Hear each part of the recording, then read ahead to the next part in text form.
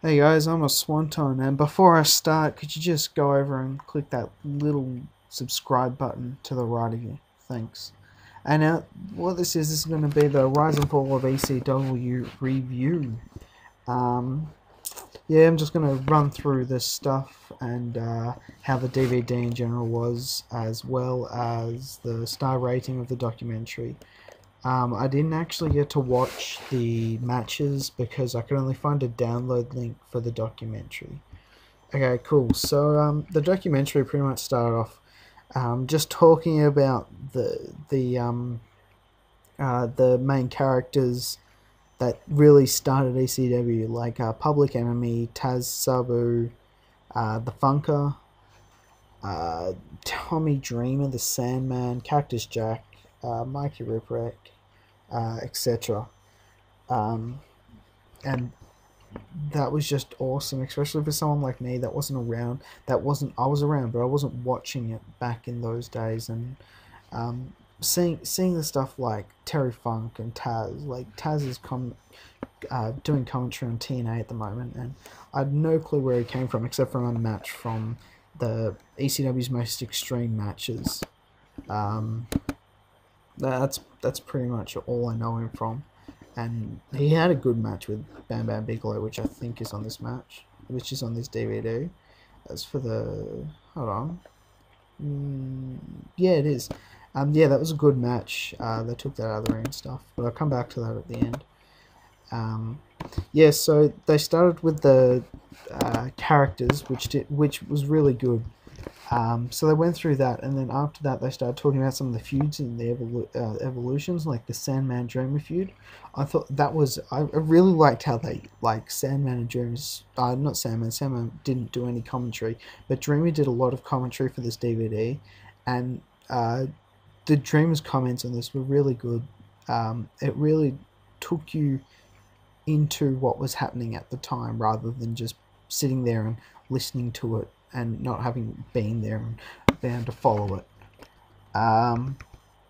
It then goes on to talk about how Paul Heyman took over from I forgot the other dude's name, but he took over from this other guy, and it became the ECW. It used to be Eastern Championship Wrestling, and then Paul Heyman came in and said, "Nah, I want to." He became the booker or something, or owned the company and changed it to Extreme Championship Wrestling. That was chapter 14 of the DVD. They then slowly moved on to it. There was These are just the names of the chapters. There's Philadelphia, Technical Wrestlers, Production Value, the Fans. The Fans were good because I remember watching the ECW Most Extreme matches, which if any of you want me to review, just send me a comment or a message, and I'll watch it and put all the stars down for it. But yeah, so that was good for the fans, because watching the Most Extreme Matches DVD, you notice people like continually there. There was like 15 matches on the DVD, and like 12 of them, there were two guys that just always stood out. There was this guy that had like dreads and like always sitting in the front row. Then there was the guy with the hat, which they commented on the in the DVD. They called him the Hat Guy, and that was very interesting. Then they went on to Raven versus Dreamer, Raven with Dreamer as a tag team. Sabu gets fired. That was interesting. Like how they did it. What happened with Sabu? They'd never ever do that today, unless you got another revolutionary like Paul Heyman.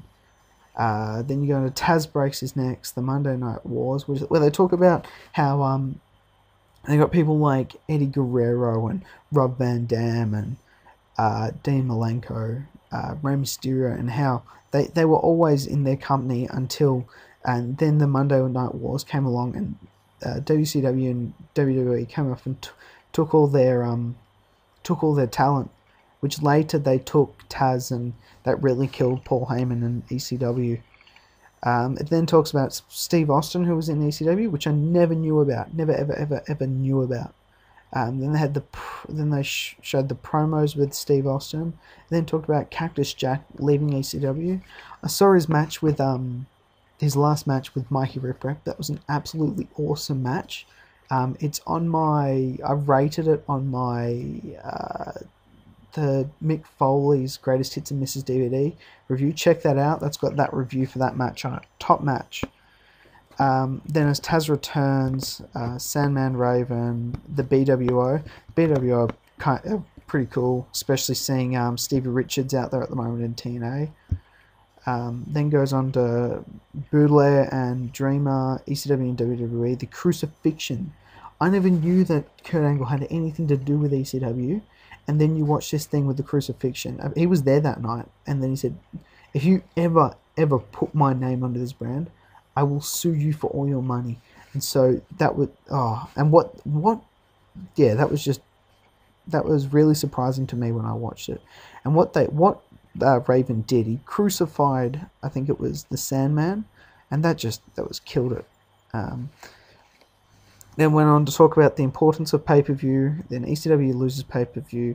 Pay-per-view is back on. WWE co-promotion, barely legal. There was 3 things on that. That was their first ever pay-per-view, I think. I think that was their first ever pay-per-view. That was interesting, talking about how certain people were in there and certain people weren't, and how RVD took the mic and had his own promo at the end. Very interesting. Then goes on to talk about a locker room mole who ended up to be the little the referee. I forgot his name. He had a match with Boulay. That was a good match as well. They comment about that. They found out that was really. They said in the DVD that it was one of the most extreme matches that they had with the woman on it, and especially for a referee to be in. I think I gave it like a 4-star. Next one, the Superstars Rolls, talking about how people like Tommy Dreamer would sell t-shirts, how they would go on the phone and sell tickets instead of hiring people because they were so much out of money. The next one was Paul Heyman's creativity, WCW and WWE's ECW intimidation, Taz and the FTW title, the Dudleys, the most hated tag team. That was awesome. I loved that bit. Dudleys are one of the people that got me into WWE, into wrestling full stop, from those ladder matches. But that was really good to see them as ECW. I never knew what it was about until then. And then when financial woes, TNN deal, and Taz leaves. Dudley's leave ECW, disappointment with TNM, RVD, the whole effing show, Mike Awesome controversy, and Dreamer wins the title. The demise of ECW, Paul Heyman debuts on Raw.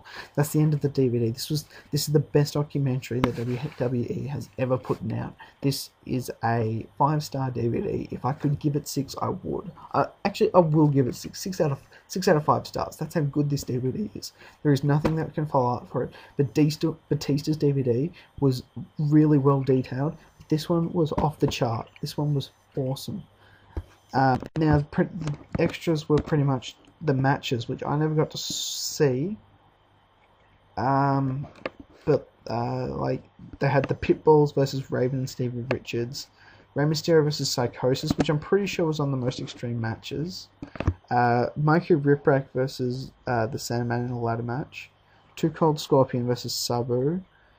Tommy Dreamer versus Raven. Taz versus Bam Bam Bigelow. That was an awesome match. It might be the same one I'm thinking about, but it might not be, because mine was when I saw was a Falls Count Anywhere match. I'm not sure if this is. Then RVD versus Jerry Lynn, who Jerry Lynn went on to TNA, which I've been watching recently, and I will be giving a review of TNA Best of AJ Styles. Now, I haven't got much longer, so I'm Oswanton, and 5 stars, comment, rate, subscribe. I will talk to you guys later. See ya.